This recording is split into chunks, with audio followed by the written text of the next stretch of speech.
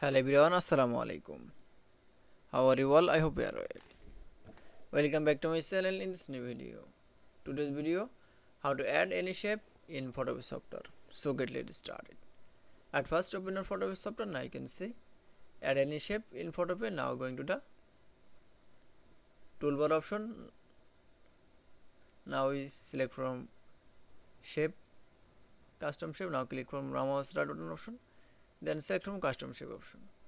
Now going to the shape option. Now for click. Now scroll your mouse. Now draw a shape. Now going to the move tool option.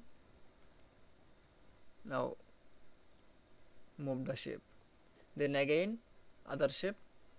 Now again from click mouse right button option. Then click from ellipse option.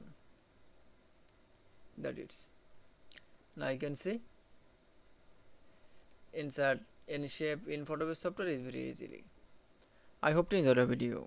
Please like, comment, share and subscribe my channel. Thanks.